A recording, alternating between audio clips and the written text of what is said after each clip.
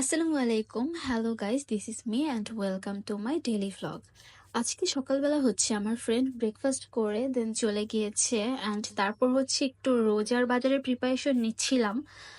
তারপর এই তো বাজার থেকে এসে অনেক ক্ষুধা লেগে যায় আমার। তারপর নুডলস বানিয়ে খাওয়ার মতো শক্তিটুকুও ছিল না। তারপর এইটাই মেক করে খেলাম। এটা খুবই মজা ছিল। আর বাজার থেকে কিছু বড়ই নিয়ে আসছিলাম। বড়ইগুলো আসলে মজা ছিল। মিষ্টি টক মিলিয়ে ছিল। টকটা একটু বেশিই ছিল। আর ওই আইস ললিটা আমার ভাইয়ের খুব ফেভারিট, তো এটাই আমি একটু দেখাচ্ছিলাম। তারপর হচ্ছে রাতের দিকে মানে সন্ধ্যার পর থেকে মানে আকাশে অনেক মেঘ ছিল, বিদ্যুৎ চমকাচ্ছিল, প্লাস বৃষ্টিও পড়েছে।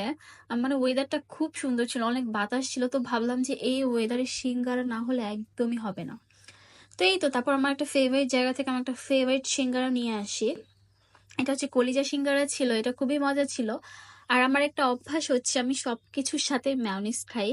তো এই তো সিঙ্গারার সাথে চাটনিটা দিয়েও সিঙ্গারা খাচ্ছিলাম, মেয়োনিজ দিয়েও খাচ্ছিলাম। আর সিঙ্গারার সাথে শর্মাও অর্ডার করেছিলাম, আর এই শর্মাটা খুবই মজা ছিল। এখানে শসা, সস, মেয়োনিজ সবকিছুই দেওয়া ছিল। আর চিকেনটার কথা কি বলবো, হিউজ পরিমাণে চিকেন ছিল। আমি আবার একটু খুলে দেখছিলাম যে চিকেনের পরিমাণ আসলে কতটুকু, দেখলাম ভালোই ছিল।